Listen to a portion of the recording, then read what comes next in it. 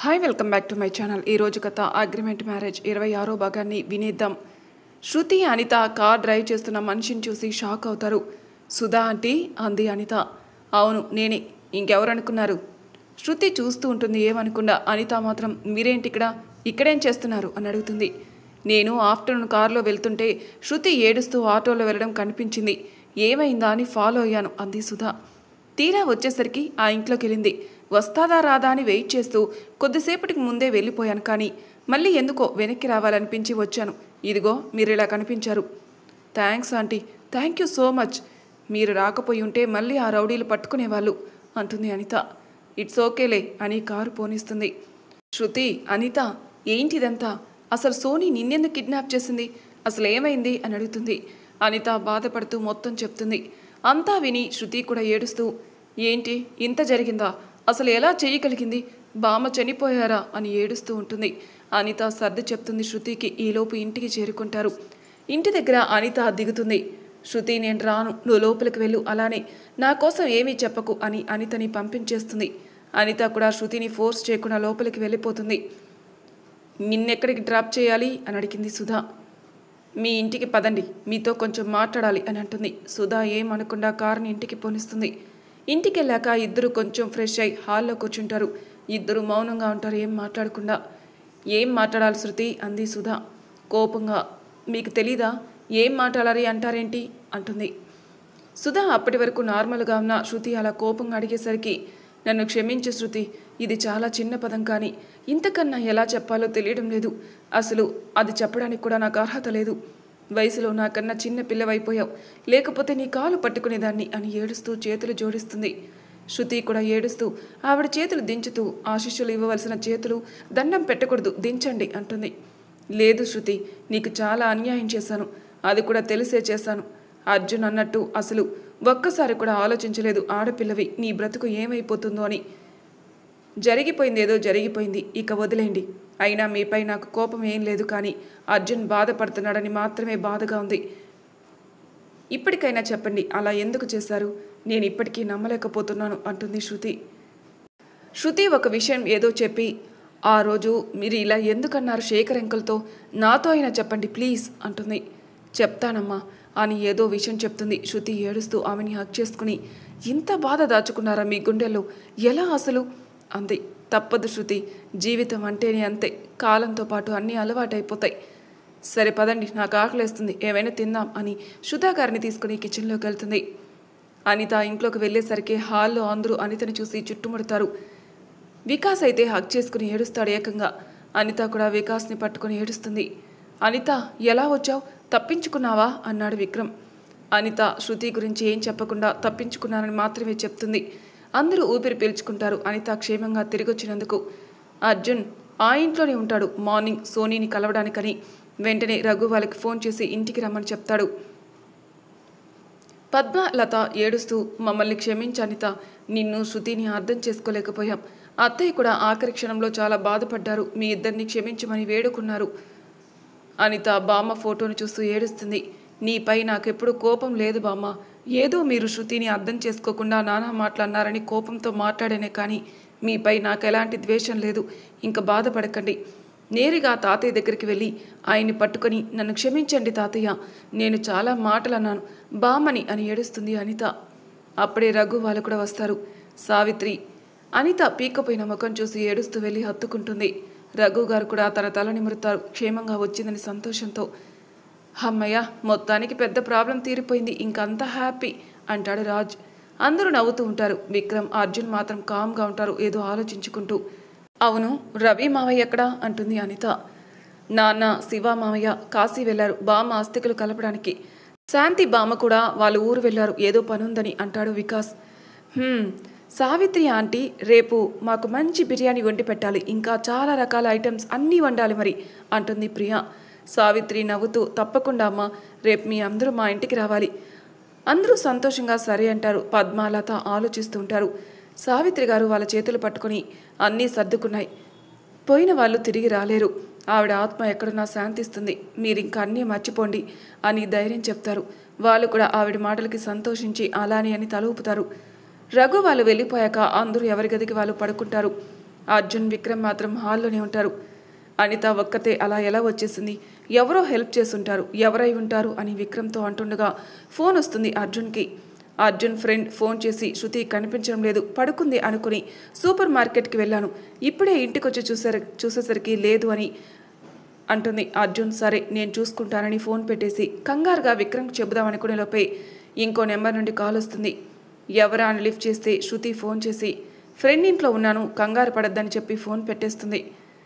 Arjun phone మాట్లాడుతున్నంతసేపు Vikram సెక్యూరిటీకి phone చేసి బయట gate దగ్గర ఉన్న సీసీటీవీ ఫుటేజ్ సెండ్ చేయమని అందులో శృతిని చూస్తాడు. ఎవరు తప్పించారంటావు విక్రమ్ అంటాడు అర్జున్. ఇంకెవరు, నీ స్నేహితురాలే అని ఫోన్ ఇస్తాడు అర్జున్కి చూడమని. అర్జున్ కూడా చూసి షాక్ అవుతాడు, ఎందుకంటే అది వాళ్ళ అమ్మ కారే. విక్కీకి ఫోన్ ఇచ్చేసి అసలు శృతి ఎలా వెళ్ళింది, ఏమన్నా అయ్యుంటే చెప్తా, దానికి గట్టిగా 2 దెబ్బలు పడాలి అని వాగేస్తూ ఉంటాడు అర్జున్. విక్రమ్ కామ్గా ఏమనుకున్నారని చూసి తన వైపు చూస్తాడు. అప్పటికే విక్రమ్ కోపంగా చూస్తూ ఉంటాడు అర్జున్ వైపు. అప్పటికి కానీ అర్థం కాలేదు అర్జున్కి. విక్రమ్ పట్టుకునే లోపే పరిగెడుతూ ఉంటాడు. ఏయ్ అర్జున్ ఆగు, నా శృతినే కొడతానంటావా నిన్ను అంటాడు విక్రమ్. బ్రో మరి నీ పెళ్ళం మంచి పని చేసింది అనుకుంటున్నావా? ఏమైనా అయ్యుంటే, అయినా నీ భార్య కాకముందు నా ఫ్రెండు పోవై అని నవ్వుతూ ఉంటాడు. విక్రమ్ కూడా నవ్వుకుంటూ సరేలే ఇద్దరం కలిసి చెబుదాం తనకి గట్టిగా, కానీ ముందు ఈ సోనీ దెయ్యం ఏం చేస్తుందో. అసలే అనిత తప్పించుకుంది, రఘు గారు ఆల్రెడీ పోలీసుల్ని పంపేశారు వాళ్ళని పట్టుకోమని. కానీ అది అప్పటికే ఆ ప్లేస్ ఖాళీ చేసేసింది. ఎలా, ఎటు నుండి వస్తాదో, అందరినీ జాగ్రత్తగా చూసుకోవాలి. రేపు శృతిని కూడా లంచ్కి రమ్మని చెప్పు అని రూమ్లోకి వెళ్ళిపోతాడు. అర్జున్ కూడా శృతి వాళ్ళ అమ్మ దగ్గర ఉండడం ఇష్టం లేక రేపు గట్టిగా చెప్పాలి ఆవిడికి అని అనుకుంటాడు. మార్నింగ్ అందరూ లేవగానే బ్రేక్ఫాస్ట్ చేసేసి అనిత వాళ్ళ ఇంటికి వెళ్ళడానికి రెడీ అవుతారు. తాతగారు తప్ప ఆయన ఇంట్లోనే ఉంటానంటాడు. బావా నేను స్నేహాన్ని తీసుకొని డైరెక్ట్గా అక్కడికి వచ్చేస్తాను, మీరంతా వెళ్ళండి అంటాడు తేజ. రాజ్ కూడా వస్తా అనడంతో తేజ రాజ్ కలిసి హాస్పిటల్కి వెళ్తారు. మిగిలిన వాళ్ళందరూ రఘు గారింటికి స్టార్ట్ అవుతారు. అర్జున్ శృతిని కూడా రమ్మని ఫోన్ చేస్తాడు. శృతి ముందు రానని చెప్పినా అర్జున్ సీరియస్గా చెప్పేసరికి సరే అని చెప్తుంది. అందరూ రఘు గారింటికి చేరుకుంటారు. సావిత్రి గారు అందరికీ జ్యూస్ ఇచ్చి మాట్లాడుతూ ఉంటారు. శృతిని సుధా డ్రాప్ చేస్తానడంతో కారులో తీసుకుని వెళ్తారు. రాజ్ తేజ హాస్పిటల్కి వెళ్ళేసరికి తేజ వాళ్ళమ్మ కింద పడి ఉంటుంది. కంగారుగా ఆవిని లేపి అడిగేసరికి స్నేహాన్ని తీసుకెళ్ళిపోయిందిరా ఆ సోని, నేను ఆపినానని నెట్టేసి తీసుకెళ్ళిపోయింది అని ఏడుస్తూ చెప్తుంది. పోలీసులు కూడా బాత్రూంలో దెబ్బలతో పడి ఉన్నారు అని ఒక నర్స్ చెప్పి వాళ్ళు వెళ్ళిన వెహికల్ నెంబర్ నోట్ చేసుకున్నానని వాళ్ళకి ఇస్తుంది. ఆ నర్స్కి థ్యాంక్స్ చెప్పి రాజ్ వెంటనే ఫోన్ చేసి విక్రమ్కి అంతా చెప్తాడు. వాట్, నేను వెంటనే వస్తున్నాను అని ఫోన్ పెట్టేసి విషయం చెప్పి అర్జున్తో స్టార్ట్ అవుతాడు. రఘు గారు కూడా ట్రాఫిక్ వాళ్ళకి ఫోన్ చేసి హాస్పిటల్ ఏరియా నుండి కెమెరాలో ఏదైనా ఆ నెంబర్తో వెహికల్ వెళ్ళిందేమో అని చూడమని చెప్తాడు విక్రమ్. రాజ్ తేజ ఒక కారులో, విక్రమ్ అర్జున్ ఒక కారులో వెతుకుతూ ఉంటారు. అందుకే అర్జున్ అది మనకి ఫోన్ చేసి బెదిరించలేదు, అప్పటికే అనుకున్నాను ఏదో ఒకటి చేస్తాదని. అందుకే అందరినీ అనిత వాళ్ళ ఇంటికి తీసుకెళ్ళి అందరికీ జాగ్రత్త చెప్దాం అనుకునే లోపే ఇలా చేసేసింది. స్నేహ దగ్గర పోలీసులున్నారని లైట్ తీసుకున్నాను, డామిట్ అని విక్రమ్ కోపంతో ఊగిపోతాడు. శృతి వాళ్ళు వస్తుంటే వాళ్ళ కారుకి ఒక కార్ డాష్ ఇస్తుంది. డోర్ దించి అడుగుదామనే లోపే సోనీ సారీ అని విండో నుండి చెప్పి కారు పోనిస్తుంది. కారులో ఉన్న సోనీని చూసి ఇది ఇటు వెళ్తుందేంటి, ఇది చేసిన మోసంకి దీనంతా చూడాలి అని సుధా గారికి కార్ని ఫాలో అవ్వమని చెప్పి అనితకి ఫోన్ చేస్తుంది. అనిత ప్లేస్ ఎక్కడో కనుక్కొని విక్రమ్ వాళ్ళకి చెప్తుంది. రామయ్య మనం కూడా వెళ్దాం బాబు అని వికాస్ని అడిగేసరికి సరే అని అంటాడు. అనిత వాళ్ళు కూడా వస్తామంటే వద్దు అన్న వాళ్ళు పట్టుబట్టేసరికి తప్పక అందరినీ కారులో తీసుకెళ్తాడు. సోనీ కార్ని నేరుగా ఊరి చివరన్న ఒక పాడుబడ్డ ఒక ఇంటికి తీసుకుని వెళ్తుంది. శృతి వాళ్ళు కొంచెం దూరంలో కారు ఆపేసి చూస్తూ ఉంటారు. సోనీ కారు నుండి దిగి ఇద్దరు రౌడీలకి స్నేహాన్ని లోపలికి తీసుకెళ్ళమని చెప్తుంది. శృతి సుధా కిందికి దిగి చూస్తూ ఉంటారు ఏమైనా దారి ఉందేమోని. వీళ్ళిలా చేస్తున్నప్పుడే అర్జున్ రాజ్ వాళ్ళు కూడా చేరుకుంటారు అక్కడికి. బయట ఉన్న శృతి సుధాని లోపలికి ఎట్టి పరిస్థితుల్లో రావద్దని చెప్పి నేరుగా ఆ ఇంటి లోపలికి వెళ్తారు. ఎదురుగా స్నేహాన్ని చైర్లో కట్టేసి గన్ గురిపెట్టి నిలబెడతారు ఇద్దరు రౌడీలు. హో వచ్చేసారా, మీరు వస్తారని నాకు తెలుసు అంటుంది సోనీ. హే మర్యాదగా స్నేహాన్ని వదిలే, బ్రతికిపోతావు అంటాడు తేజ్. నేను వదిలేస్తాంలే అనుకున్నాను డబ్బు తీసుకుని, కానీ ఆ అనిత నా కలలన్నీ కూల్చేసి తప్పించుకుని వెళ్ళిపోయింది. అందుకే దీన్ని కిడ్నాప్ చేయాల్సి వచ్చిందిరా అన్నయ్య. నీకు డబ్బే కదా కావాలి, నేను ఇప్పుడే తెచ్చిస్తా, స్నేహాన్ని వదిలేయి అని విక్రమ్ అంటాడు.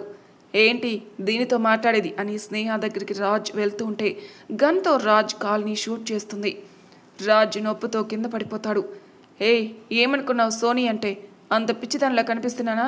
అసలు ఇంతవరకు నా సహనాన్ని పరీక్షించారు. నేను డబ్బు తీసుకుని వెళ్ళిపోదామనుకుంటే మీరు వెళ్ళనివ్వలేదు. ఇప్పుడు నాకు డబ్బుతో పాటు ఆ అనిత కూడా కావాలి. దాన్ని తెచ్చేస్తే దీన్ని వదులుతా. అనిత నీకు కావాలా? ఎందుకు? ఏం చేద్దామని అర్జున్ అంటాడు. రిలాక్స్, నేను చంపను దాన్ని. కానీ నన్ను రక్తం వచ్చేలా కొట్టినందుకు దానికి చిన్న శిక్ష వేస్తాను. జీవితంలో అది మళ్ళీ పిల్లలు కనలేని స్థితికి తీసుకొస్తాను అని కోపంతో పళ్ళు కొరుకుతుంది. ఛీ, అసలు నువ్వు ఆడదానివేనా? అసలు అంత క్రూరంగా ఎలా ఆలోచించగలుగుతున్నావే? నిన్ను అని కొట్టడానికి కోపంగా విక్రమ్ వెళ్తుంటే రౌడీ గన్ స్నేహానికి గురి పడతాడు. హహహ, నీకంత సీన్ లేదు విక్రమ్. ఇప్పుడు నా మాట వినడం ఒక్కటే మిగిలింది. తొందరగా డబ్బు దాన్ని తీసుకొని వస్తే దీన్ని వదిలేస్తా. నీకు నేనేగా కావాలి, ఇదిగో వచ్చాను అని అనిత ఎంటర్ అవుతుంది లోపలికి. అనిత, నువ్వెందుకు వచ్చావు? వెళ్ళిపో అని అరుస్తాడు విక్రమ్. శైలు ఏడుస్తూ కింద పడి ఉన్న రాజుని పట్టుకుంటుంది. ఏమే పాపిష్టిదానా, ఇంకా ఎంతమందిని పొట్టన పెట్టుకుంటావే? ఎందుకే మా కుటుంబంలో చెడ పుట్టావు? నిన్ను ఎంత నమ్మామే, నెత్తిన పెట్టుకుని చూసుకున్నాం అని పద్మ లత తిడుతూ ఉంటారు. ఆపండి మీ గోల. రేయ్, వాళ్ళిద్దరిని ఆ గదిలో పడేయండి, వాళ్ళతో పనిలేదు అని రౌడీలకు చెప్తుంది. అనిత దగ్గరికి వెళ్ళి నువ్వే వచ్చేసావా నిన్ను అని అనిత జుట్టు గట్టిగా పట్టుకుని ముందుకు తోసేస్తుంది. విక్రమ్, అర్జున్, వికాస్ కోపంగా ముందుకెళ్లేసరికి రౌడీలు అడ్డుకుంటారు. ముగ్గురు వాళ్ళతో ఫైట్ చేస్తుంటారు. సోనీ అనితని కొడుతూ, నన్నే కొడతావా? నీకెంత ధైర్యం? నిన్ను అని గన్ పెట్టి, నానా నిన్న కాదు, నిన్ను ఎవరు తప్పించారో వాళ్ళెవరో చెప్పు, నిన్ను వదిలేస్తా. నన్నెవరూ తప్పించలేదు, నేనే తప్పించుకున్నాను. నేనేం పిచ్చి పొల్లమని కాదు, మర్యాదగా చెప్పు ఎవరు, లేకపోతే నీ కడుపులో ఉన్న బిడ్డ ఈరోజు పైకి వెళ్ళిపోతాడు అని నవ్వుతూ అంటుంది. వీరిలా మాట్లాడుకుంటూ ఉండగా స్నేహ దగ్గరున్న రౌడీని రామయ్య వెనక నుండి కర్రతో గట్టిగా నెత్తిపై కొట్టేసరికి కింద పడిపోతాడు. చెప్పానా ఎవరూ లేరని? మళ్ళీ మళ్ళీ అడగకు. నా బిడ్డకి ఏమైనా జరిగితే వదల నిన్ను, జాగ్రత్త అంటుంది అనిత.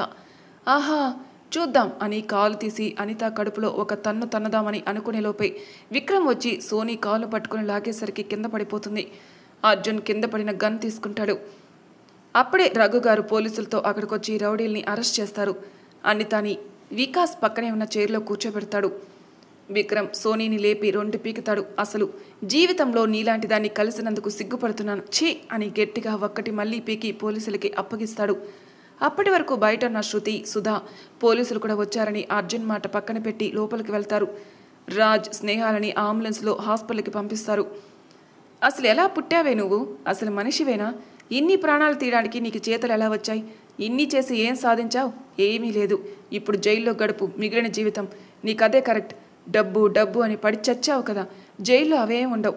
ఇప్పుడు జీవితాంతం చస్తూ బ్రతుకు అని విక్రమ్ అంటాడు. సోనీ తన పరిస్థితి తలుచుకుని తన కళల్ని నాశనం అయిపోయాయి.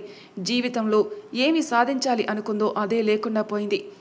రేయ్, నా కళలన్నీ నాశనం చేసి మీరు సంతోషంగా ఉంటారా? No, never. మిమ్మల్ని అందరినీ చంపేసి జైలుకు పోతాను అని పక్కనే ఉన్న పోలీస్ గన్ తీసుకుని విక్రమ్పై ఫైర్ చేస్తుంది. అప్పుడే లోపలికి వస్తున్న శృతి అది చూసి విక్రమ్కి అడ్డుగా పరిగెడుతుంది. ఒక బుల్లెట్ వచ్చి శృతి చేతికి రాసుకుంటూ వెళ్ళిపోతుంది. మిగిలిన బుల్లెట్స్ తగిలేలోపే సుధాగారు అడ్డంగా వచ్చేస్తారు. ఊహించని ఈ పరిస్థితిని చూసి అందరూ షాక్ అవుతారు. అర్జున్కి కోపం వచ్చి చేతిలో ఉన్న గన్తో సోనీ హెడ్పై షూట్ చేసేస్తాడు. సోనీ అక్కడక్కడే కుప్ప కూలిపోతుంది. కింద రక్తపు మడుగులో పడి ఉన్న సుధాగారిని చూసి అత్తయ్య అని శృతి గట్టిగా అరుస్తూ ఏడుస్తూ ఉంటుంది. ఎంత పని చేశారు? ఎందుకు ఇలా చేశారు? అర్జున్, అంబులెన్స్కి ఫోన్ చేయి అని ఏడుస్తూ ఉంటుంది. లేదు శృతి, ఇంక నేను బ్రతకను. నీకు చేసిన అన్యాయంకి ఇప్పటికీ నాకు తగిన శిక్ష పడింది. నాకు చాలా సంతృప్తిగా ఉంది తల్లి. ఏంటి శృతి ఏడుస్తున్నావు? నీకెంత అన్యాయం చేసిందో తెలుసా ఆవిడ? మా నాన్నని చంపేసి నింద నీపై వేసింది. ఇంకా ఎందుకు బాధపడుతున్నావు? ఇన్నాళ్ళకి ఒక మంచి పని చేసింది ఈవిడ అంటాడు అర్జున్. వెయిట్, కొత్తగా ఆ పిలిపేంటి? అత్తయ్య అంటూ రాత్రి బాగా మాయ మాటలు చెప్పి నమ్మించిందా నిన్ను? ఆవిడ మాటలకి కరగద్దు అంటాడు అర్జున్. అందరూ షాక్తో చూస్తూ ఉంటారు. ఏంటి అర్జున్ నువ్వు చెప్పేది? మీ నాన్నని చంపింది మీ అమ్మనా? శృతికి ముందే తెలుసా? మరెందుకు చెప్పలేదు? అసలేం జరుగుతుంది? నువ్వు అలాంటి ఆవిడ్ని పట్టుకుని అత్తయ్య అని పిలవడం ఏంటి? అసలేం జరుగుతుంది అంటాడు విక్రమ్. మీ అమ్మ కాబట్టే అత్తయ్య అని పిలుస్తుందిరా విక్రమ్ అని శాంతి గారు లోపలికి వస్తూ అంటారు. అర్జున్కైతే బుర్ర పనిచేయడం మానేసినట్టు అయిపోతుంది ఆ మాటకి. విక్రమ్ శాంతి గారన్న మాటలు విని, ఏం మాట్లాడుతున్నావు? ఆవిడ మా అమ్మ ఏంటి? మా అమ్మ అదిగో అక్కడుంది అని పద్మని చూపిస్తాడు. ఆవిడ మీ అమ్మ కాదు, ఈ సుధానే మీ అమ్మ, కావాలంటే పద్మని అడుగు అని చెప్తుంది. విక్రమ్ పద్మ వైపు చూసేసరికి ఆవిడ ఏడుస్తూ కనిపిస్తుంది. చెప్పమ్మా, నువ్వు నా అమ్మవి కాదా? నిజం చెప్పమ్మా అని విక్కీ అడుగుతాడు. పద్మ ఏడుస్తూ, కాదు నాన్న, నిన్ను కన్న తల్లి ఎవరో నాకు తెలీదు. నేను మీ నాన్నకి రెండో భార్యని. మీ అమ్మ నువ్వు పుట్టగానే నిన్ను వదిలేసి వెళ్ళిపోయిందట. మేము చాలా పేదవాళ్ళం. మా నాన్న నా పెళ్లి చేయలేక మీ నాన్న కారు కింద పడి చనిపోయారు. మీ నాన్నగారు బాధపడి నా బిడ్డకు ఒక మంచి తల్లివే అయి బాగా చూసుకుంటారంటే నన్ను పెళ్లి చేసుకుంటా అన్నారు. దేవుడు వరం ఇస్తే వద్దు అనగలమా? అందుకే పెళ్లి చేసుకుని నీకు తల్లినయ్యాను. కానీ ఏ రోజు నిన్ను స్నేహాన్ని వేరుగా చూడలేదు. నాకు స్నేహ కన్నా నువ్వే ఎక్కువ నాన్న. శాంతి గారి వైపు చూస్తూ, ఆ మొదటి భార్య ఏమైతే ఈమె మీ నాన్నకి చాలా అన్యాయం చేసి ఎవరితోనో వెళ్ళిపోయింది. మీ నాన్న చాలా బాధపడేవారు అని పద్మ చెప్తుంది. విక్రమ్, అర్జున్ అంతా వింటూ ఉంటారు. ఇద్దరు కోపంగా సుధా గారిని నానా మాటలు అంటారు. చాలా ఆపండి అని శృతి కోపంగా అరుస్తుంది. ఏంటి శృతి, ఇంకా ఈవిని వెనకేసుకుని వస్తున్నావు? అసలు ఇంత మోసం చేసిన దాన్ని అని అంటుండగా, శృతి ప్లీజ్ స్టాప్ ఇట్ ప్లీజ్, అసలు నిజాలు తెలుసుకోకుండా మాట్లాడద్దు. ఎవరిని మోసం చేశారు? మీ నాన్న మోసం చేశాడు అందరినీ, ఈమె కాదు అని అంటుండగా సుధా బాధపడుతూ వద్దని వారిస్తుంది శృతిని. శృతి సుధా గారిని అడ్డు చెప్పొద్దని చెప్పి, మీ అమ్మ ఏమీ మోసం చేయలేదు, మీ ఇద్దరి నాన్నల్ని అర్జున్ వైపు చూపిస్తూ, మీ నాన్న అందరినీ మోసం చేశాడు, ఈవిడ జీవితం నాశనం చేశాడు. మా నాన్న మోసం చేయడం ఏంటి? మా నాన్న చాలా మంచివారు, ఎప్పుడు ఎవరికి ఏ అన్యాయం చేయలేదు అంటాడు అర్జున్. కంటికి కనిపించేవన్నీ నిజాలు కాదు, కనిపించినవి అన్ని అబద్ధాలు కావు. మీ నాన్న అసలు ఏం చేశాడో తెలుసా అని చెప్పడం స్టార్ట్ చేస్తుంది Shruti. Hi, welcome back to my channel. ఈరోజు కథ అగ్రిమెంట్ మ్యారేజ్ 27వ భాగం ముగింపు భాగాన్ని వినిద్దాం. విక్రమ్ వాళ్ళ నాన్న శ్రీనివాస్ గారు బెంగళూరులో ఒక ప్రాజెక్ట్ పని మీద అక్కడే ఉండేవారు. ఒకరోజు ఆయన ఫ్రెండ్స్తో చిన్న పార్టీని ముగించుకొని తిరిగి వస్తుంటే రోడ్డు పక్కన ఒక కారు యాక్సిడెంట్ అయి కనిపిస్తుంది. వెళ్ళి చూసేసరికి కారులో స్పృహ లేకుండా ఇద్దరు వ్యక్తులు కనిపిస్తే వెంటనే హాస్పిటల్లో జాయిన్ చేస్తాడు. కానీ అప్పటికే అందులో ఒకరి ప్రాణం కోల్పోతారు. రెండో వ్యక్తికి కొంచెం స్పృహ రాగానే అమ్మా అమ్మా అని ఏడుస్తూ, మా అమ్మ ఎక్కడా అని అరుస్తుంది. డాక్టర్ ఆమెకి ఇంజెక్షన్ ఇచ్చి పడుకోబెడతారు. బయట శ్రీనివాస్ గారితో, ఆ అమ్మాయి మెంటల్గా చాలా డిస్టర్బ్ అయింది, మీరే జాగ్రత్తగా చూసుకోవాలి అంటారు. డాక్టర్, ఆ అమ్మాయి ఎవరో నాకు తెలీదు అని మొత్తం విషయం చెప్తాడు. డాక్టర్ అంతా విని, మరి ఎలా అండి, ఆ అమ్మాయి చాలా డిప్రెషన్లో ఉంది, అలా వదిలేస్తే సూసైడ్ చేసుకోవచ్చేమో, ఎలానో కాపాడారు కదా, కొంచెం ఆమె నార్మల్ అయ్యే వరకు ధైర్యం చెప్పి చూసుకోండి చాలు, తర్వాత నెమ్మదిగా అర్థమయ్యేటట్టు చేద్దాం అని చెప్తారు డాక్టర్. శ్రీనివాస్ కూడా జాలిపడి సరే అని చెప్తాడు. రోజు హాస్పిటల్కి వెళ్ళి ఆమెతో మాట్లాడేవారు. తన మొదట్లో సరిగ్గా మాట్లాడకపోయినా తర్వాత తన పేరు సుధా, వాళ్ళ నాన్నగారు రీసెంట్గా అప్పుల పాలైపోయి చనిపోయారని, వాళ్ళ అమ్మ తను ఆయన సమాధి నుండి వస్తుంటే యాక్సిడెంట్ అయ్యి అని ఏడుస్తూ ఉంటుంది. శ్రీనివాస్ కూడా బాధపడి, సరే మీకు చుట్టాలు ఎవరైనా ఉన్నారా చెప్పండి, మిమ్మల్ని నేను తీసుకెళ్తాను అంటాడు. నాకెవరూ లేరండి, అమ్మ నాన్నే నా ప్రపంచం. శ్రీనివాస్ గారికి ఏం చేయాలో తెలియక మళ్ళీ వస్తానని వెళ్ళిపోతాడు. కొన్ని రోజుల తర్వాత సుధా డిశ్చార్జ్ అయ్యాక నేరుగా ఒక ఇంటికి తీసుకెళ్తాడు. ఇక్కడికి తీసుకొచ్చారేంటి, ఇది ఎవరిల్లు అంది. ఇకపై మీరు ఇక్కడే ఉంటారు, ఇది నా ఫ్రెండ్ ఇల్లే, మీరు ఇక్కడే ఉండొచ్చు కొన్ని రోజులు, ఆ తర్వాత ఆలోచిద్దాం అని అంటాడు. సుధా తనకి దండం పెట్టి ఏడుస్తూ, మీ రుణం ఎప్పటికీ తీర్చుకోలేను అంటుంది. అంత పెద్ద మాటలు వద్దులేండి, ఇంట్లో అన్ని సామాన్లు ఉన్నాయి, మీకేం కావాలన్నా నాకు ఫోన్ చేయండి అని ఒక మొబైల్ ఫోన్ ఇచ్చి వెళ్ళిపోతాడు. శ్రీనివాస్ సుధాకి తను డబ్బున్నవాడని చెప్పడు, చిన్న కంపెనీలో జాబ్ చేస్తున్నానని చెప్తాడు. అప్పుడప్పుడు సుధాని కలిసి తన మంచి చెడులు చూసేవాడు. సుధా కూడా ఒక చిన్న కంపెనీలో జాబ్ చేసేది. ఆ కంపెనీ ఓనరే శేఖర్. సుధా అందం చూసి తనని అమితంగా ఇష్టపడ్డాడు. తనకి చెప్పాలని ఎప్పటికప్పుడు ట్రై చేస్తూనే ఉంటాడు, కానీ చెప్పలేకపోతాడు. ఇదిలా ఉంటే శ్రీనివాస్ సుధా గారు బాగా కలివిడిగా ఉండేవారు. ఖాళీ దొరికినప్పుడు కలిసి సినిమాలు షాపింగ్లోనే బయట తిరిగేవారు. వాళ్ళ మధ్య బంధం రోజు రోజుకి బలపడేది. ఎవరికీ చెప్పకుండా సుధా శ్రీనివాస్ గుడిలో పెళ్లి చేసుకుంటారు. సుధా శ్రీనివాస్ గారి కాళ్ళపైన పడి ఏడుస్తూ, నాకు జీవితాన్ని ఇచ్చిన దేవుడు మీరు, మీ కాలు పట్టుకున్నా తక్కువే అంటుంది. శ్రీనివాస్ సుధాని లేపి, అంత పెద్ద మాటలు వద్దు సుధా, నేనంటే నీకు ఇష్టమేనా, సుధా సంతోషంగా ఇష్టమే అని కౌగిలించుకుంటుంది. అలా వాళ్ళ కొత్త జీవితాన్ని స్టార్ట్ చేస్తారు. ఇదంతా శేఖర్ చూసి గుండె పగిలిపోతుంది. తను ప్రేమించిన అమ్మాయికి ఇంకొకరితో పెళ్ళైంది అనేసరికి గుండెలు పగిలేలా రోధిస్తాడు. స్వతహాగా మంచివాడైనా కూడా సుధాని ఎలా అయినా దక్కించుకోవాలని సమయం కోసం వెయిట్ చేసేవాడు. అలానే శ్రీనివాస్పై కూడా ద్వేషం పెంచుకుంటాడు, సుధాని దూరం చేశాడని. శ్రీనివాస్ గారు సుధాకి నిజం చెబుదాని అనుకుంటారు, కానీ తన ప్రాజెక్ట్ అయిపోయాక ఒకేసారి అటు ఇంట్లో వాళ్ళకి ఇటు సుధాకి చెప్పి ఇంటికి తీసుకెళ్దామని అనుకుంటాడు. అప్పటికే సుధా ప్రెగ్నెంట్ అని తనని జాగ్రత్తగా చూసుకుంటాడు. నెల నిండే టైంకి ఒక ఆయాని సుధా దగ్గర పెట్టి శ్రీనివాస్ వర్క్ బిజీలో పడిపోతాడు. ఒకరోజు ఉన్నట్టుండి నొప్పులు రావడం స్టార్ట్ అయ్యేసరికి ఆ ఆయా హాస్పిటల్లో జాయిన్ చేస్తుంది. సుధా 12 మగబిడ్డకి జన్మనిస్తుంది. శేఖర్ ఇదే మంచి టైం అని హాస్పిటల్లో ఉన్న సుధాని తీసుకుని వేరే ఊరు పట్టుకెళ్ళిపోతాడు. కొన్ని రోజులు ఆయాకి బిడ్డనిచ్చి సుధా రాసినట్టే వేరొకరి చేత లెటర్ రాయించి తనకిచ్చి తను చెప్పినట్టు చెప్పమని కొంత డబ్బిస్తాడు. శ్రీనివాస్ ప్రాజెక్ట్ పని మీద హైదరాబాద్ వెళ్ళటం వల్ల రాలేకపోతాడు. తిరిగి వచ్చేసరికి ఇంట్లో ఆయా ఉంటుంది. శ్రీనివాస్ బాబుని చూసి మురిసిపోతూ గుండెలు కత్తుకుని సుధా ఏది అని అడుగుతాడు. ఆయా ఏమీ సమాధానం చెప్పదు. మళ్ళీ అడిగేసరికి ఒక లెటర్ ఇస్తుంది. దానిలో, నువ్వంటే నాకు ఇష్టం లేదు, ఇన్నాళ్ళు నాకెవరూ లేరని నీ చెంతనున్నాను. ఇప్పుడు నీకంటే డబ్బున్నవాడు దొరికాడు, అందుకే నేను అతనితో వెళ్ళిపోతున్నాను. నీ బిడ్డను నీకే ఇచ్చేస్తున్నాను, ఉంచుకుంటావో వదిలేసుకుంటావో నీ ఇష్టం, గుడ్ బై అని రాసి ఉంటుంది. ఆయా కూడా లేనిపోనివి సుధా మీద చెప్పేస్తుంది. తన కల్లారా చూశాను వెళ్ళిపోవడమని. శ్రీనివాస్ షాక్లో అలా ఉండిపోతాడు. తర్వాత బాధపడుతూ ఇంకేం చేయలేక బిడ్డను తీసుకుని ఇంటికి వెళ్ళిపోతాడు. ఇంట్లో విషయం అంతా చెప్పి బాబునిస్తాడు. తర్వాత పద్మాని పెళ్లి చేసుకుని విక్రమ్కి అమ్మగా చూపిస్తాడు. శ్రీనివాస్ వెళ్ళిపోయాడని తెలియగానే శేఖర్ సుధాని తీసుకొని మళ్ళీ ఆ ఊరికే వచ్చేస్తాడు. అప్పటి వరకు తనకి స్పృహ రాకుండా డాక్టర్స్ చేత ట్రీట్మెంట్ చేయిస్తాడు సేఫ్గా. సుధా మెల్లమెల్లగా స్పృహలోకి రాగానే బాబు ఎక్కడా అని హాస్పిటల్లో డాక్టర్ని అడుగుతుంది. మీ బాబు చనిపోయాడు అని చెప్తుంది డాక్టర్. అది విని గుండెలు పగిలేలా ఏడుస్తుంది సుధా. అదే సమయానికి శేఖర్ వస్తాడు లోపలికి. శేఖర్ని చూసి, సార్ మీరేంటి ఇక్కడ అని అడిగేసరికి, మీ ఇంట్లో పనిచేసే ఆయా ఫోన్ చేస్తే వచ్చాను, తనకి ఏం చేయాలో తెలియక నా విజిటింగ్ కార్డు దొరికితే ఫోన్ చేసింది అని అంటుండగానే ఆయా కూడా లోపలికి వస్తుంది. ఆయాని పట్టుకొని సుధా ఏడుస్తూ ఉంటుంది. ఆయన రాలేదా అని అడిగేసరికి ఆయా ఏడుస్తున్నట్టు నటిస్తూ, రాలేదు తల్లి, ఫోన్ చేస్తే బిడ్డ పోయాక అది నాకెందుకు, ఇంకా దానికి నాకు ఏ సంబంధం లేదు, మళ్ళీ నాకు ఫోన్ చేయకని ఫోన్ పెట్టేశారు తల్లి, అందుకే నీ బ్యాగ్లో ఈ బాబు విజిటింగ్ కార్డు ఉంటే ఫోన్ చేశాను. అది విని సుధా కళ్ళు తిరిగి పడిపోతుంది. కాసేపు అయ్యాక లేచి, ఆయన అలా చెయ్యరు, నేనంటే చాలా ఇష్టం ఆయనకి అని ఏడుస్తూ ఉంటుంది.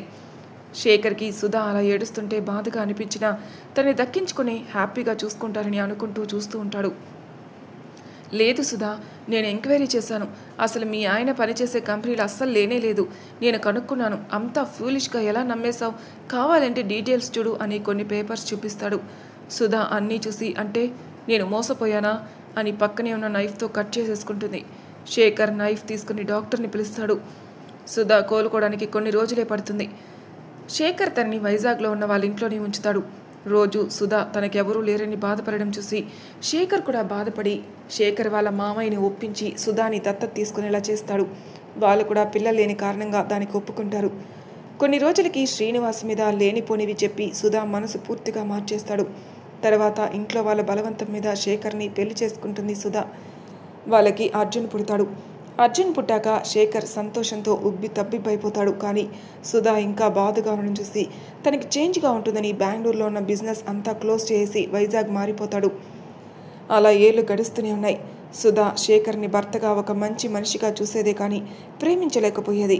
ఇక అర్జున్ వచ్చాక తన ప్రపంచం అర్జున్ అయిపోయాడు. శేఖర్కి సుధా అలా తనని చూడడం బాధగా ఉన్నా తనతో ఉందని కొంచెం సంతోషంగా ఉండేవాడు. కానీ శ్రీనివాసపై అపారమైన కోపం పెంచుకున్నాడు. అసలు వాడనేవాడు లేకపోతే సుధా ప్రేమంతా తన సొంతం అయ్యేది అని నిప్పులు చెరిగేవాడు. కానీ తన లైఫ్కి అడ్డు రాలేదుగా అని ఊరుకునేవాడు. శ్రీనివాస్ గారు ప్రతి సమ్మర్కి వైజాగ్ వచ్చేవాళ్ళు. అలా ఒక ఏడాది వచ్చినప్పుడు అతను శేఖర్ కంట్లో పడ్డాడు. అంతే, శేఖర్కి భయం స్టార్ట్ అవుతుంది. ఎక్కడ సుధాకి నిజం తెలిసిపోతుందని సుధాని ఇంట్లో నుండి రానిచ్చేవాడే కాదు. కానీ తను మాత్రం శ్రీనివాస్ డీటెయిల్స్ అన్నీ తెలుసుకుంటాడు. తనకి మళ్ళీ పెళ్ళయిందని, ఒక పాప ఒక బాబు కూడా ఉన్నాడు. ఆ బాబు అంటే శ్రీనివాస్కి ప్రాణమని. బాబు అనగానే సుధా శ్రీనివాసుల బాబే గుర్తుకొస్తాడు. దాంతో కోపం నశాలానికి ఎక్కిపోతుంది. ఒకవేళ వాళ్ళు కలిస్తే బాబు విషయం చెప్తే సుధా నన్ను వదిలి వెళ్ళిపోతుందా? అప్పుడు అర్జున్ నేను వెళ్ళి ఏమైపోవాలి? నోనో, అలా జరగడానికి వీల్లేదు. వాడిని చంపేస్తే ఆ శ్రీనివాస్ గాడు చచ్చిపోతాడు బాధతో. ఇంకా నాకు సుధాకి మధ్యలో ఎప్పటికీ రాడు. నేను అర్జున్ సుధా హ్యాపీగా ఉండొచ్చు అనుకుంటాడు. తను అనుకున్నట్టే నెక్స్ట్ సమ్మర్కి వాళ్ళు రాగానే సమయం చూసి కిడ్నాప్ చేస్తాడు విక్రమ్ని. తర్వాత శృతి అడ్డుకోవడం, షూట్ చేయడం అంతా జరిగిపోతుంది. సుధా పోలీసులతో మళ్ళీ ఆ ప్లేస్కి వచ్చినప్పుడు అంతా విని శృతిని పోలీసులు తీసుకుని వెళ్ళిపోతారు. సుధా మాత్రం తన భర్త శృతి చెప్పినట్టు ఒక వ్యక్తిని ఎందుకు చంపాలనుకున్నాడు? లేదు, ఇందులో ఏదో తిరకాస్తుంది. శేఖర్ చాలా మంచివారు అని లోపలున్న అబ్బాయిని ఒకసారి చూసి ఈ అబ్బాయి ఎవరు కొడుకు, శేఖర్ ఎందుకు తీసుకొచ్చాడు అని ఆలోచిస్తూ హాస్పిటల్కి వెళ్దామని స్టార్ట్ అవుతుంది. సుధా వెళ్ళిపోతూ ఉంటే అప్పుడే శ్రీనివాస్ ఆ ప్లేస్కి కారులో వస్తాడు. ఫాస్ట్గా లోపలికి వెళ్ళి మాట్లాడి తన కొడుకు ఎక్కడున్నాడని ఒక పోలీస్ని అడుగుతాడు. పక్క రూమ్లో ఉన్నాడు అనగానే వెళ్ళి ఫాస్ట్గా కింద పడి ఉన్న విక్రమ్ని పట్టుకొని హక్ చేసుకుంటాడు. సుధా శ్రీనివాస్ని చూడగానే షాక్ అయి కారు ఆపి లోపలికి వెళ్తుంది. శ్రీనివాస్ ఏడుస్తుంటే శ్రీను అని పిలుస్తుంది. ఆయన వెనక్కి తిరిగి సుధాని చూసి షాక్ అవుతారు. సుధా కోపంతో, అంటే వీడి నీ కొడుకా? నువ్వు నన్ను చేసిన మోసానికి శేఖర్ నీపై ప్రతీకారం తీర్చుకోవాలనుకుంటున్నాడా? హో గాడ్ అని ఏడుస్తూ ఉంటుంది. శ్రీనివాస్ సుధా చెప్పింది విని, ఎవడు వాడు? నాపై ప్రతీకారం కోసం నా బిడ్డను చంపాలనుకున్నాడా? ఎక్కడున్నాడు చెప్పు, వాడిని నా చేతులతో నేనే చంపేస్తాను. అయినా నేను నిన్ను మోసం చేయడం ఏంటి? నువ్వే నన్ను మోసం చేసి వెళ్ళిపోయావు అంటాడు. ఏంటి, నేను నిన్ను మోసం చేశానా? హాస్పిటల్లో పిచ్చిదానిలాగా పడి ఉన్నాను. బిడ్డ చనిపోయాడని చెప్పేసరికి గుండె పగిలేలా ఏడ్చాను. తర్వాత నువ్వు నేను వద్దనిసి వెళ్ళిపోయాక పిచ్చిదాన్ని అయిపోయాను. శేఖర్ ఉండబట్టి సరిపోయింది, లేకపోతే ఈ పాటికి నువ్వు చేసిన మోసంకి ఎప్పుడో చచ్చిపోయేదని. సుధా చెప్పింది విని, ఏంటి నువ్వనేది? బిడ్డ చనిపోవడం ఏంటి అన్నాడు. హా, మన బిడ్డ చనిపోయాడనేగా నన్ను వదిలి వెళ్ళిపోయావు. నువ్వు పనిచేసే కంపెనీ కూడా అబద్ధమే. పిచ్చిదానిలా హాస్పిటల్లో పడి ఉన్న నన్నెందుకు అంత మోసం చేశావు అని ఏడుస్తూ కింద కూలబడిపోతుంది. శ్రీనివాస్ సుధా మాటలు విని సుధాని ఓదారుస్తూ, చూడు సుధా, నీ బిడ్డ చనిపోయిందని ఎవరు చెప్పారు? అదిగో వాడే నీ బిడ్డ అని చెప్తాడు. సుధా షాక్తో, ఏంటి మళ్ళీ మోసం చేద్దామనుకుంటున్నావా అంది. లేదు సుధా, నేను నిజమే చెప్తున్నాను. వాడే మన కొడుకు, నా ప్రాణం. వాడిలో నిన్ను చూసుకుంటున్నాను. అసలు ఏం జరిగిందో తెలియడం లేదు. నేను కంపెనీ నేమ్ అబద్ధం చెప్పాను, కానీ మోసం చేయాలని కాదు. ప్రాజెక్ట్ అయిపోయాక నా కోసం అంతా చెప్పి నిన్ను మా ఇంటికి తీసుకెళ్దామని అనుకున్నాను, కానీ ఇంతలో అలా జరిగిందని మొత్తం చెప్తాడు. సుధా ఏడుస్తూ కింద పడి ఉన్న విక్రమ్ని గుండెలు కత్తుకుని ఏడుస్తుంది. శ్రీనివాస్ కూడా ఏడుస్తూ, అసలు ఏం జరిగింది, ఈ శేఖర్ ఎవరు అని అడుగుతాడు. సుధా మొత్తం చెప్తుంది. శ్రీనివాస్కి అనుమానంగా అనిపించి ఎవరికో ఫోన్ చేసి ఎంక్వైరీ చేపిస్తాడు. బెంగళూరులో ఉన్న తన మనుషులు ఆ ఆయాని పట్టుకుని వీడియో కాల్ చేస్తారు శ్రీనివాస్కి. శ్రీనివాస్, చూడు, అసలు ఏం జరిగిందో నిజం చెప్పకపోతే నిన్ను అక్కడే కాల్చి చంపేస్తాను అని కోపంగా అడిగేసరికి మొత్తం చెప్పేస్తుంది. అది విన్న సుధా శ్రీనివాస్ షాక్ అవుతారు. సుధా గుండెలు పగిలేలా ఏడుస్తూ ఉంటుంది. తన జీవితం ఇలా అయిపోయినందుకు శ్రీనివాస్కి కోపం వచ్చేస్తూ ఉంటుంది. వాడిని చంపాలి అన్నంతగా, కానీ సుధా గురించి ఆలోచించి ఊరుకుంటాడు. డ్రైవర్కి చెప్పి సుధాని కారులో హాస్పిటల్లో డ్రాప్ చేయమని విక్రమ్ని తీసుకొని అక్కడి నుండి ఇంటికి వెళ్ళిపోతాడు. హాస్పిటల్కి వెళ్ళిందని కానీ శేఖర్ చేసిన మోసం గుర్తుకొస్తుంటే బుర్ర బద్దలైపోయింది. అక్కడ ఉండలేక అర్జున్కి చెప్పి భోజనం తీసుకొస్తానని ఇంటికి వెళ్తుంది. ఇంటికి వెళ్ళి బాగా ఏడ్చి ఒక నిర్ణయానికి వచ్చి మళ్ళీ హాస్పిటల్కి వెళ్తుంది. అప్పుడే శృతి కూడా ఏడుస్తూ ఒకసారి శేఖర్ గారిని చూడాలని పోలీసుల్ని ప్రాధేయపడేసరికి చిన్న పిల్ల కదా అని ఇద్దరు పోలీసుల్ని తోడుగా ఇచ్చి హాస్పిటల్కి పంపిస్తారు. వాళ్ళు బయట ఉండి శృతిని చూసి రమ్మని చెప్పి లోపలికి పంపుతారు. శృతి లోపలికి వెళ్ళి శేఖర్ గారిని చూసి ఏడుస్తూ బాధపడుతుండగా సుధా గారి మాటలు బయట వినిపించడం చూసి మళ్ళీ చూస్తే కోపడతారని బెడ్ కింద దాక్కుంటుంది. సుధా లోపలికి వస్తూ అర్జున్ కూడా లేకపోవడం చూసి ఏడుస్తూ, ఎందుకు ఇలా చేశావు శేఖర్? అసలు నేను ఎంత నమ్మాను? నా బిడ్డనే చంపాలనుకున్నావా అని ఏడుస్తూ, నువ్వు బ్రతికుంటే మళ్ళీ వాడిని బ్రతకనివ్వవు, నీలాంటి వాడు బ్రతకూడదు అని ఆక్సిజన్ మాస్క్ తీసేస్తుంది. క్రింద ఉన్న శృతికి ఏం అర్థం కాదు, ఏడుస్తూ ఉంటుంది. సుధా చనిపోయాడని కన్ఫర్మ్ చేసుకున్నాక వెళ్ళిపోతుంది కామ్గా. శృతి కూడా లేచి శేఖర్ వైపు చూసి ఒకసారి చూసి ఏడుస్తూ బయటికి వెళ్ళి పోలీసులతో వెళ్ళిపోతుంది. చంపేసింది, కానీ సుధాకి ఏం చేయాలో తెలియలేదు. శ్రీనివాస్ గారికి ఫోన్ చేసి విషయం అంతా చెప్పి పోలీస్ స్టేషన్కి వెళ్తున్నా, లొంగిపోవడానికి అని చెప్తుంది. శ్రీనివాస్ ఆగమని చెప్పి నేను వస్తున్నాను అని సుధా ఉన్న ప్లేస్కి వెళ్తాడు. పిచ్చా నీకు, ఎందుకింత పని చేశావు? ఒక్కసారి ఆలోచించలేదా అన్నాడు శ్రీనివాస్. సుధా ఏడుస్తూ, ఏం ఆలోచించాలి, నాకింత అన్యాయం చేశాడు. నా బిడ్డను అసలు చూడకుండా చేశాడు. నేను ఎంత నరకం అనుభవించానో, ఆఖరికి నా బిడ్డను కూడా చంపాలనుకున్నాడు. అలాంటి వాడిని ఇంకా వదిలేస్తే మళ్ళీ ఏం చేయడని ఏంటి నమ్మకం? అందుకే చంపేశాను అంది. మరి అర్జున్ కోసం ఆలోచించలేదా నువ్వు? అర్జున్ ఏమైపోతాడు? ఈ నిజాలన్నీ విని తట్టుకునే వయసు తనది కాదు. వాళ్ళ అమ్మని నాన్నని చంపేసింది అంటే ఆ పిల్లాడి మనసు ఏమైపోతుంది? పోనీ వాళ్ళ నాన్న ఇంత మోసగాడంటే భరించగలడా? నువ్వు జైలుకి వెళ్తే తన పరిస్థితి ఏంటి? సమాజం తనని నానా మాటలు అంటాడు శ్రీనివాస్. సుధా ఏడుస్తూ, నేనేం ఆలోచించే స్థితిలో లేని సీను. అయ్యో, నా జీవితం ఎందుకు ఇలా చేశావు దేవుడా? ఒక బిడ్డ కోసం ఇంకో బిడ్డ బాధపడాల్సిందేనా? నేనేం పాపం చేశాను? ఎందుకింత శిక్ష వేశావు? ఇప్పుడు నేనేం చేయాలి అంటూ బోరున విలపిస్తుంది. శ్రీనివాస్ సుధా బాధ అర్థం చేసుకుని ఓదారుస్తూ, జరిగిందేదో జరిగిపోయింది, ఇక నేను చూసుకుంటాను, నువ్వు కామ్గా ఉండు. ఎలా కామ్గా ఉండగలను? వాడు చచ్చిపోయాడు, నేనే చంపేశాను. నేను నా ఇద్దరి బిడ్డల దృష్టిలో ఒక హంతకురాలను అయిపోతాను. ఏమైనా చెయ్యి శ్రీను, నాకు నా బిడ్డలు కావాలి ప్లీజ్. సుధా, చెప్పేది విను. నువ్వు వాడిని చంపలేదు. నువ్వు అది మనసులో మాత్రమే పెట్టుకో. మిగిలినవి నేను చూసుకుంటాను అని నచ్చజెప్పి పంపిస్తాడు హాస్పిటల్కి. సుధా హాస్పిటల్కి వెళ్తుంది, కానీ ఏదో ఆలోచించుకుని ఉండిపోతుంది బొమ్మల. నెక్స్ట్ డే శేఖర్ చనిపోవడం, శ్రీనివాస్ పోలీసులతో మాట్లాడడం వల్ల ఎక్కువ ఎంక్వైరీలు చేయకుండా కేసు క్లోజ్ చేస్తారు. శృతి కూడా ఏమీ అనకుండా ఉండడం కేసుకి ఇంకా ప్లస్ అవుతుంది. అంతా అయిపోయాక సుధా శ్రీనివాస్ని కలుస్తుంది ఏడుస్తూ. నేను చేసిన పాపం ఆ అమ్మాయి మీదకి వెళ్ళింది శ్రీను, నేనెంత స్వార్థంగా ఆలోచించాను అంటుంది. మరేం చేస్తాం, అన్నీ జరగాలంటే జరగవు. నువ్వే జైలుకి వెళ్తే అర్జున్ ఏమైపోతాడు? నీకు శిక్ష కూడా ఎక్కువ పడుతుంది.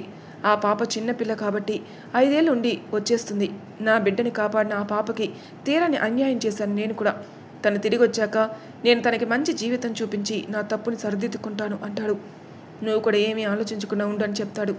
సుధా ఏడుస్తూ, విక్రమ్ని చూడాలని ఉంది శ్రీను, వాడి నోటితో అమ్మ అని పిలిపించుకోవాలంది అంటుంది.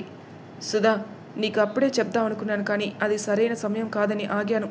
విక్రమ్కి నేను నిజం చెప్పలేదు సుధా. వాడు పద్మని తన అమ్మగా అనుకుంటున్నాడు. ఇప్పుడు నువ్వే తన అమ్మ అని చెప్పి విషయం అంతా చెప్తే వాడు బాధపడితే నేను తట్టుకోలేను. ఈ ఒక్కటి మాత్రం అడగకు, కావాలంటే నువ్వు దూరం నుండి చూసుకో అంటాడు శ్రీనివాస్. సుధా కూడా అర్థం చేసుకుని అలాగే అని ఇక్కడ ప్రాపర్టీ అంతా అమ్మేసి హైదరాబాద్ వెళ్ళిపోతుంది అర్జున్ని తీసుకుని. అప్పుడప్పుడు విక్రమ్కి తెలియకుండా కాలేజీకి వెళ్ళి చూసొచ్చేది. అర్జున్ అస్సలు సుధాతో మాట్లాడేవాడు కాదు. కోపంగా ఉన్నాడు శృతి కోసం అని నచ్చజెప్పి ఇంకా వినడని వదిలేసి బాధపడేది. తను కోరుకున్న 2 బిడ్డల ప్రేమ తనకి దక్కలేదు. ఒక బిడ్డ కళ్ళ ముందు ఉన్న అమ్మ అని పిలిపించుకోలేని దుస్థితి. ఇంకో బిడ్డ అసలు కోపంతో అమ్మ అని పిలవడమే మానేశాడు. ఆ రోజు నుండి చస్తూ బ్రతుకుతుంది. శృతిని అర్జున్ ఇంటికి తీసుకొచ్చాక చాలా సంతోషించి ఆ విషయం శ్రీనివాస్కి చెబుదామని ఫోన్ చేసేసరికి తీసుకుని వస్తానని వెళ్ళిన శ్రీనివాస్ గారు చనిపోయారని తెలిసి కన్నీరు మున్నీరవుతుంది. తన బిడ్డల ప్రేమ దూరం అవ్వడం, పైగా తనకి ధైర్యం చెప్పే శ్రీనివాస్ చనిపోవడంతో సుధా బాగా డిస్టర్బ్ అయిపోయింది. ఎక్కడ శ్రీనివాస్ అన్నట్టు శేఖర్ని చంపింది తనే అని తెలిసిపోయి అర్జున్ దూరం అయిపోతాడని శృతిని బ్లేమ్ చేయడం స్టార్ట్ చేస్తుంది. అప్పుడే స్మిత కూడా వచ్చి శృతి కోసం లేనిపోనివి చెప్పేసరికి నిజంగానే శృతి విక్రమ్ని బాధ పెడుతుందనుకుని విక్రమ్ నుండి దూరం చేయడానికే శృతి కోసం నెగిటివ్గా చెప్తుంది. ఇప్పుడు అర్జున్ కూడా దెబ్బలు తినేసరికి శృతి వల్లే ఇదంతా జరుగుతుంది, తనని బ్లేమ్ చేసి దూరంగా విక్రమ్ అర్జున్ జీవితంలో నుండి పంపించేయాలని పిలిచి తిడుతుంది. కానీ తను ఏదైతే జరగకూడదనుకుందో అదే జరిగిందని చెప్పడం ఆపుతుంది శృతి. విక్రమ్, నిన్ను చూడ్డానికి అప్పుడప్పుడు ఆఫీస్కి ఒక ఆమె వస్తూ ఉంటుందిగా, ఈవిడే. ఏడుస్తూ, నువ్వు ఆ రోజు అడిగావు కదా అర్జున్ ఎందుకు తెలిసి కూడా చెప్పలేదు అని, ఇందుకే నువ్వు మీ అమ్మని దూరం చేసుకుంటావనే చెప్పలేదు. ఆ రోజు ఆవిడ మాటలు విన్నాక నాకేం అర్థం కాలేదు, కానీ ఎంత బాధ ఉంటే కట్టుకున్న భర్తని చంపాలనుకుంటుంది. అందుకే నేనేమీ అడగలేకపోయాను. కానీ తర్వాత ఆవిడ హాస్పిటల్ అన్న మాటలు గుర్తుకొచ్చి ఆదిత్య కూడా ఈవిడి కొడుకా అని అనుమానం వచ్చింది. కానీ అడగలేకపోయాను. ఇప్పుడు కూడా నీకు నిజం తెలియక దూరం చేసుకుంటున్నావని నిజం తెలుసుకున్నాను. నాకు అంత అన్యాయం చేసినా నేనే క్షమించాను. మీ కన్న తల్లిని మీరు క్షమించలేరా అని శృతి విక్రమ్ అర్జున్ల వైపు చూస్తుంది. అవునరా విక్రమ్, నేను ఆ రోజు శృతి వెనక ఫాలో అయ్యాను. నాకు అప్పుడే నిజం తెలిసింది, శృతి చేయలేదు హత్య అని. కట్టుకున్న వాడిని ఎందుకు చంపావని వాళ్ళు వెళ్ళిపోయాక నిలదీసి అడిగాను. అప్పుడే నాకు నిజం తెలిసింది, కానీ మీతో చెప్పలేకపోయాను. సోనీ పెళ్లి కోసం అని. నన్ను క్షమించు శృతి అంటుంది శాంతి గారు. ఆ రోజు ప్రియాతో ఇంకొకరు ఫాలో అయ్యారు కదా, అది శాంతి గారే.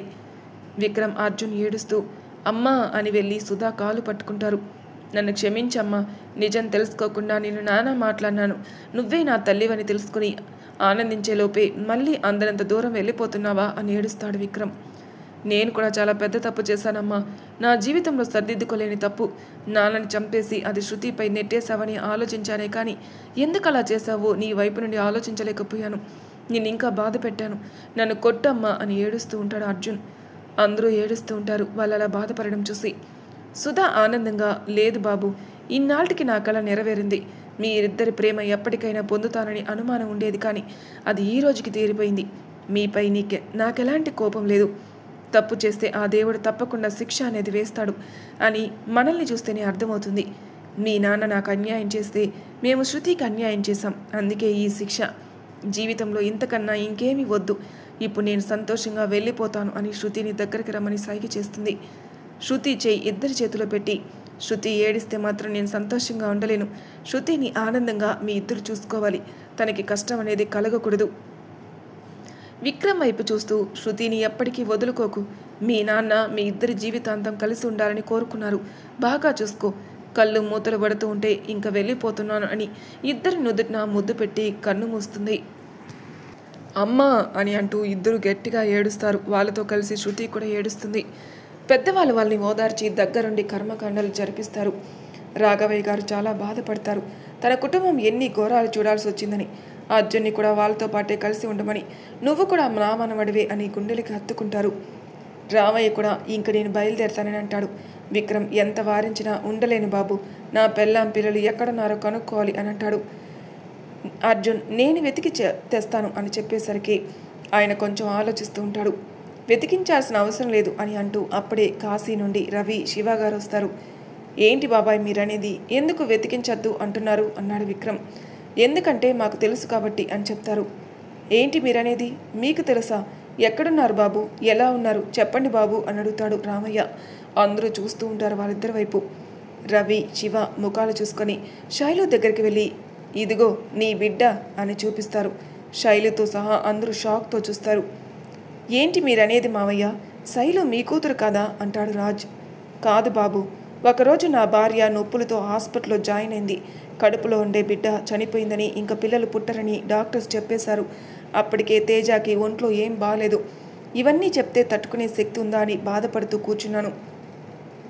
అప్పుడే ఏదో యాక్సిడెంట్ అయి రామయ్య భార్యని హాస్పిటల్కి తీసుకొని వచ్చారు. అప్పటికే వాళ్ళ పెద్ద పాప చనిపోయింది. శైలుకి జన్మనిచ్చి ఆవిడ కన్ను మూసింది. నాకేం చేయాలో తెలియలేదు. అందుకే రవి బావని పిలిచాను. పోలీసులు నర్స్తో మాట్లాడి బిడ్డను నాకు ఇప్పించాడు బావ. ఆవిడ చేతిలో ఒక బ్యాగ్ దొరికింది. అందులో మీది మీ భార్యది ఫోటో ఉంది. అది జాగ్రత్తగా దాచాను. శైలు వచ్చిన వేళ విశేషం తేజాకి బాగా అయిపోయింది. నా భార్య కూడా ఆనందంగా ఉంది. మొన్న మిమ్మల్ని హాస్పిటల్లో చూశాక ఎక్కడో చూసినట్టు అనిపించింది. ఇంటికి వెళ్ళి ఫోటో చూశాక అనుమానం నిజమైంది. చెబుదామనుకున్నాను కానీ అప్పటికే గందరగోళంగా ఉంది. అందుకే ఇప్పుడు చెప్తున్నాను. శైలు మీ కూతురే అని అంటాడు. శైలు ఏడుస్తూ నాన్న అని వెళ్ళి హక్ చేసుకుంటుంది రామయ్యని. రామయ్య కూడా ఏడుస్తూ నా బంగారు తల్లి అని నుదుటిన ముద్దు పెట్టుకుని గుండెలకి హత్తుకుంటాడు. రామయ్య, అందరికీ మీ మేలు ఎప్పటికీ మర్చిపోలేను బాబు. ఇంకా ఎప్పటికీ వాళ్ళని చూడలేనేమో అనుకున్నాను. నా కూతురిని ఇంత ప్రయోజకురాలని చేసి పెళ్లి చేశారు అని దండం పెడతాడు. శివ ఏడుస్తూ శైలు నాకు కూడా కూతురే రామయ్య. నేను తేజ, శైలు ఇద్దరిని ఒకేలా చూశాను అని శైలు తల నిమురుతాడు. ఏ కోతి, ఏదేమైనా నువ్వు నా కోతి చెల్లివే అని వెక్కిరిస్తాడు తేజ. శైలు కోపంగా తేజాని కొట్టడానికి పరిగెడుతుంది. అమ్మయ్య, ఇంకేం ట్విస్టులు లేవు కదా బాబు, ఇంకా వినడం నా వెల కాదు అని ప్రియ అనేసరికి అందరూ నవ్వుతారు. శృతి అదంతా చూసి చాలా సంతోషించి ఇక విక్రమ్కి ఇష్టం లేకుండా ఉండడం సరికాదని, తన జీవితంలో అని వెళ్ళిపోదామని నిశ్చయించుకొని లెటర్ రాసి వెళ్ళిపోతుంది. అది చూసి ఇంట్లో వాళ్ళు బాధపడతారు. అనిత అయితే ఏడుస్తూ ఉంటుంది. విక్రమ్ నవ్వుతూ మీరెవరూ కంగారు పడద్దు అని, సమ్మర్ కదా అందరం కలిసి వైజాగ్ వెళ్దామని చెప్తాడు. అందరికీ అప్పటికి అర్థమవుతుంది శృతి వైజాగ్లో ఉందని.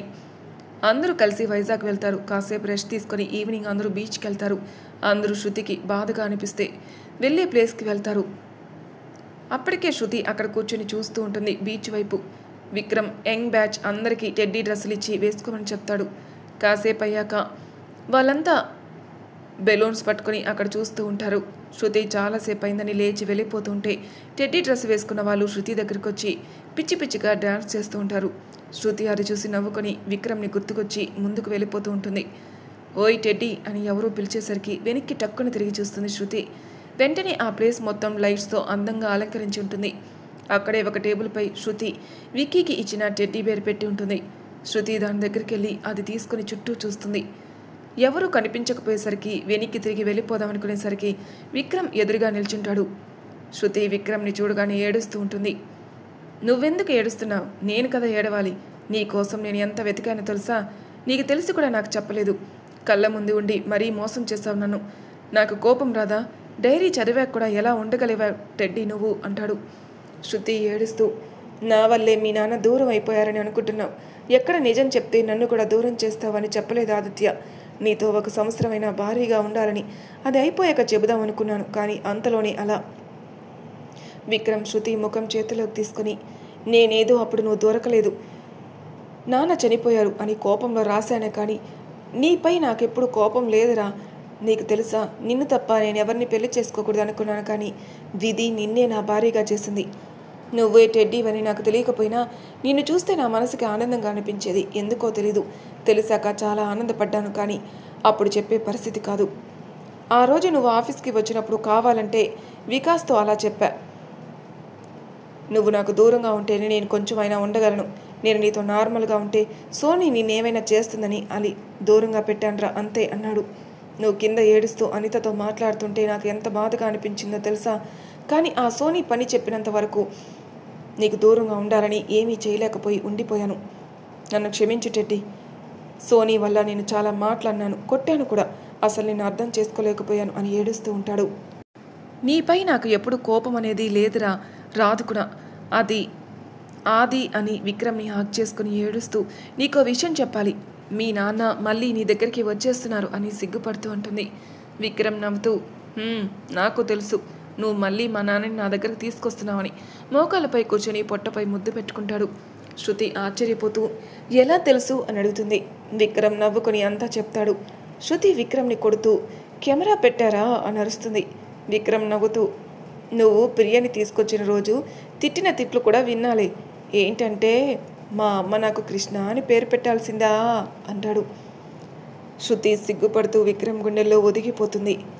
హే హలో, ఇంకా ఎంతసేపు ఈ డ్రెస్లో ఉండాలి అని బ్యాచ్ అంతా వచ్చి కోపంగా చూస్తూ ఉంటారు ఇద్దరి వైపు. శృతి వాళ్ళని చూసి నవ్వుతూ, ఏంటి ఈ వేషాలు అని అడుగుతుంది. ఏముంది తల్లి, ఉన్నారుగా నీ ముద్దుల శ్రీవారు. నువ్వు డల్లుగా ఉన్నావంట, అందుకే మాకు ఈ గెటప్ అని అందరూ అంటారు. అప్పుడే పెద్దవాళ్ళు కూడా వస్తారు. పద్మ, లత కూడా శృతిని క్షమించమని అడుగుతారు. శృతి, నీకు ఇంకో విషయం చెప్పాలి. మీ నాన్న అమ్మేసిన నీ తమ్ముడు ఎవరో కాదు, మన రాజే అంటాడు అర్జున్. రాజ్ ఏడుస్తూ అక్క అని హక్ చేసుకుంటాడు. ప్రియా అర్జున్ని పక్కకి తీసుకెళ్ళి, సార్ మరి సోనీ కోసం చెప్పలేదేంటి శృతికి? ఆ సోనీకి కూడా చెప్పలేదు రాజు శృతి కోసం. ఎందుకు సార్? అర్జున్ తల విదిలిస్తూ, ఇంకా అడగలేదేంటా అని అనుకున్నాను. శృతి బంధాలకి చాలా వాల్యూ ఇస్తుంది. తనకు నిజం తెలిస్తే జీవితాంతం అది గుర్తుపెట్టేసుకుని బాధపడుతుంది. ఇంకా సోనీకి అంటావా, అది సొంత తల్లినే వదలలేదు. ఇక శృతి రాజుల్ని లెక్క చేస్తుంది అనుకున్నావా? ఆ విషయం తెలియడం కంటే ఎప్పటికీ తెలియకపోవడమే మంచిది అంటాడు. నువ్వు నీ పీత బుర్రని ఎక్కువ వాడకు అని, అయినా నీతో జీవితాంతం ఎలా వేరగాలే బాబు అని పట్టుకుంటాడు తల. ప్రియాకి ఇది మాత్రం వెంటనే అర్థమైపోతుంది. ఐ లవ్ యూ అని అర్జున్ని గట్టిగా హాక్ చేసుకుంటుంది. అందరూ వీళ్ళని చూసి నవ్వుతూ ఉంటారు. శృతి అయితే చాలా సంతోషంగా ఉంటుంది. అర్జున్ ప్రియాలని చూసి, అమ్మయ్య అంతా అయిపోయింది, ఇక ఇంటికి వెళ్ళిపోదాం పదండి అని శైలు అంటుంది. అందరూ అలా నడుచుకుంటూ వెళ్తూ ఉంటారు. అప్పుడే బేకరీ పక్కనే ఉండి టెడ్డీ షాప్ అంకుల్ కనిపిస్తారు. విక్రమ్ వెళ్ళి అతనికి పరిచయం చేసుకుని తనకంతా చెప్పి మిగిలిన వాళ్ళందరికీ పరిచయం చేస్తాడు. తర్వాత శృతి అర్జున్తో కూడా మాట్లాడుతూ ఉంటాడు ఆ అంకుల్. అతను ఆ రోజు చెప్తామనుకున్నాను, కానీ జైలుకి వెళ్ళిందని ఏమీ చెప్పగలను, అందుకే ఏమీ చెప్పలేకపోయాను విక్రమ్. కానీ నాకు చాలా ఆనందంగా ఉంది. మొత్తానికి సాధించావు, ఎలా అయినా శృతిని వెతికి పట్టుకున్నావు అంటాడు. అందరూ చూస్తూ ఉంటారు విక్రమ్ ఏం చెప్తాడా అని. విక్రమ్ నవ్వుతూ, నేనేం సాధించలేదు అంకుల్. శృతి వైపే చూస్తూ, నన్ను వెంటాడుతూనే ఉంది నా చెలి ప్రేమ, కానీ అది తెలుసుకోవడానికి మాత్రం ఇంత సమయం పట్టింది అంతే అని శృతి చేయి పట్టుకుని ముందుకు నడుస్తాడు. ఇంతటితో ఈ కథ సమాప్తం. మళ్ళీ మరొక కొత్త కథతో మీ ముందుంటాను. అంతవరకు